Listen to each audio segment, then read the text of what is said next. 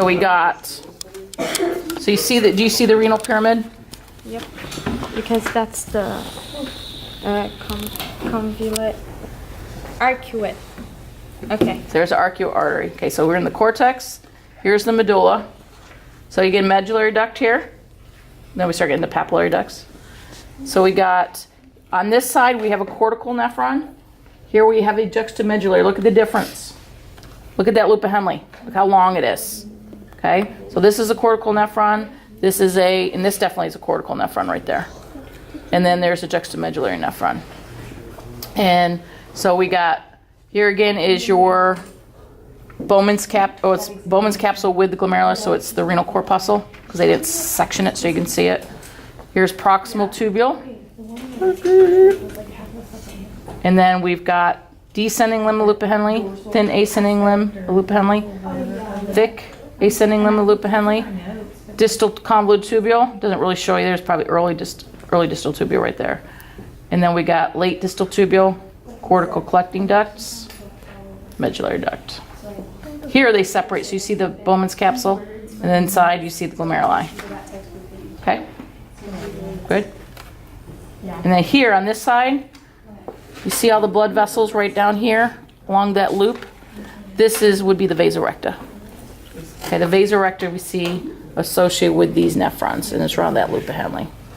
Because this is the stop of the cortex? Yeah. And this is the medulla? Mm-hmm. Yep. And then, let's see.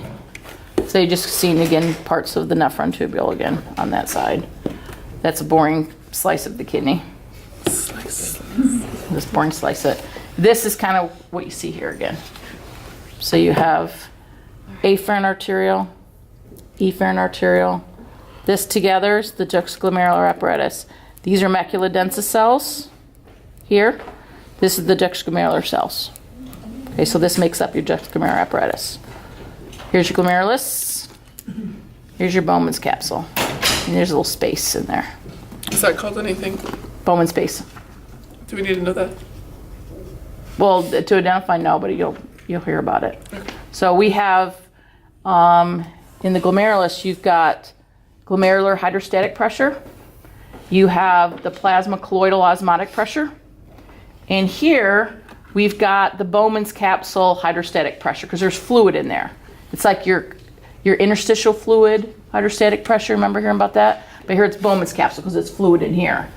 And then we really do not have any osmotic pressure in here because there's no proteins that are supposed to be leaving. Okay, so remember the osmotic pressures are due to the presence of proteins. So based on the values you get, you have to figure out, oh, what am I going to get? Am I going to get filtration or am I going to get absorption? But it's filtration. That what really dictates this is it's like 60 millimeters of mercury, the pressure here, which is very, very high. I gave you like an average of 17.3 for your systemic capillary hydrostatic pressure. Here it's 60, which really makes sure we have very good filtration. So, and actually the net filtration pressure ends up being 10 millimeters of mercury. And then if you know the filtration coefficient, which is fairly high in the glomeruli, it equates to 125 mils per minute GFR, which is good. What does GFR stand for again? Glomerular filtration rate.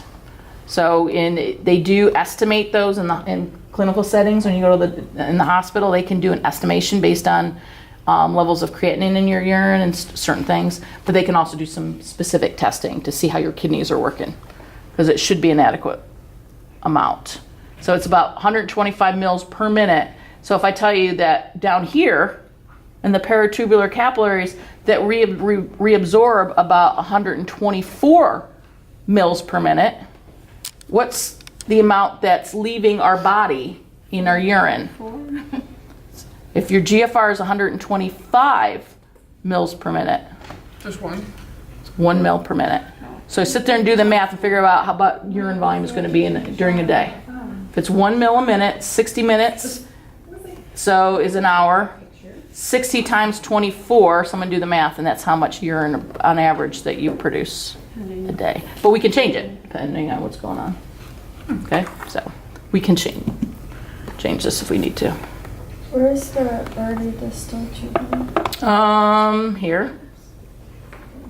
That's the early distal. There's the early distal tubule. Where's the distal convoluted tubule? You guys sure? Because I've said it a few zillion times. Is Pick it any this one guy? of these. Is it this part? Yeah. Here. It's distal convoluted.